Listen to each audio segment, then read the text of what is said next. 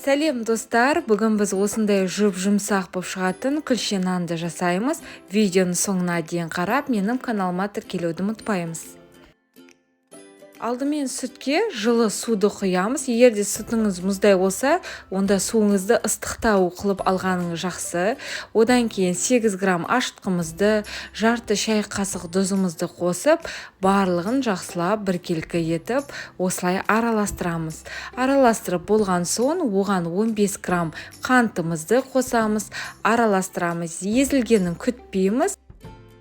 Енді оған иісі жоқ сұйық қосамыз. Сұйық тек қана жартысын ғана қосып, жартысын алып қоямыз. Барлығын жақсылап араластырамыз. Енді оған ұнымызды қосамыз. Менде бұл күлше нанға 400 грамм ұн кетті. Көріп тұрсыздар, мен сәл ғана ұнды алып қойдым. Сіздерді дәл солай жасасаңыздар. Өйткені әр ұнның құрамы әртүрлі болғандықтан, біздің күлше нандарымыз қатты болмауы керек.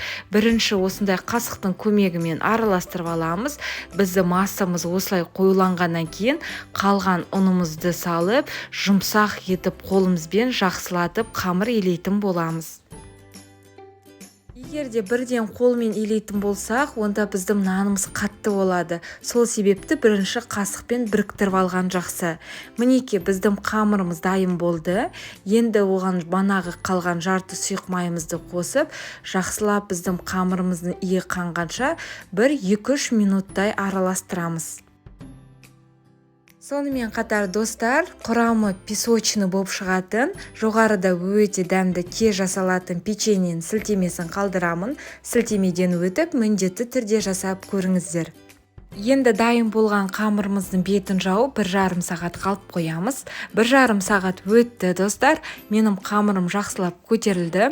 Бұл қамырдан шамамен 6 күлше нан шығады. Барлығын жақсылап бірінші осылай елеп аламыз. Содан кейін таразының көмегімен 120 граммнан дәл 1,6 күлше нанды жасаймыз. Егер де үйіңізде таразы болмаса ештеңе етпейді, онда көзіңізбен дәл солай 6 күлше нанды теңдей етіп бөлсеңіз болады. Енді мінеке екіншісінде көрейік. Оны да дәл солай 120 грамм етіп жасап, дөп дөңгелекті формаларды дәл видеодағыдай жасаймыз. Менде 6 күлше нан шықты. Енді олардың жақсылап ортасына осылай басып, дөп дөңгелекті формаларды жасап шығарамыз. Пешімізді жаймендеп қыздырып бастаймыз. Бірақ та бірден күлше нанды пешке салмаймыз. Бетін жауып, көтерілуге тағы да 15 минут қалып қоямыз. 15 минут өтті. Енді мінеке біздің күлше нандарымыз көтерілді. Тағы да ортасынан сәл бүйтіп басып шығамыз. Одан кейін шанышқының көмегімен видеодағыдай осылай тесіктерді жасап шығарамыз. Күлше нанды міндетті түрде жасап көруге кеңес беремін. Бір жасағаннан шығады және де жұмсақ болып шығады. Беті қып-қызыл болу үшін жұмыртқаның сарысын жақтым, бірақ та жұмыртқаның сарысын жағу міндетті емес.